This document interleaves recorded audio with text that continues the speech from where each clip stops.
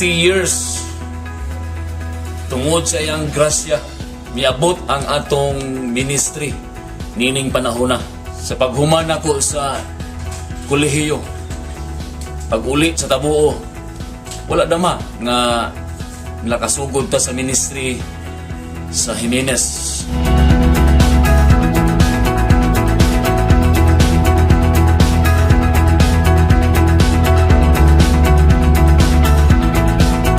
Dito pagyod sa among balay, nagsugod ang unang panimbahon. Ug gikan niadto 1989, salamat sa Ginoo, gihatag sa Dios ang bulangan nga nahimong simbahan.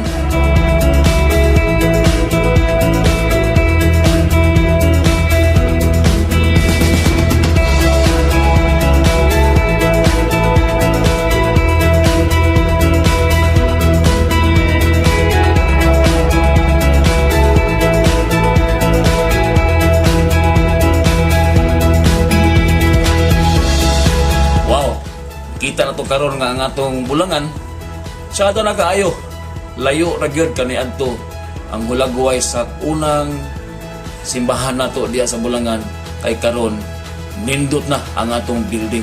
Daghang salamat Bishop Noy sa tanang membro sa Praise and Worship Cathedral, kauban sa mga pangulo, mga lideres o mga pastors.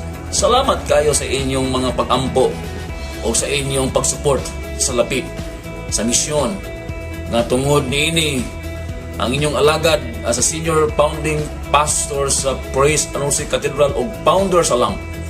Kauban sa akong asawa, mga anak, o tibuok nato nga mga directors o coordinators sa LAMP, miabot na kita sa Asia, Africa o sa ubang mga nasod sa tibuok kalibutan.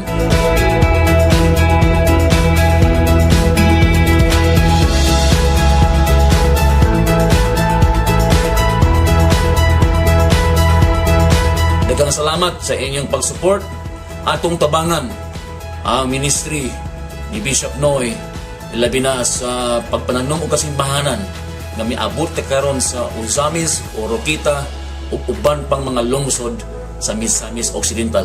Mabuhay! Happy 30 years anniversary!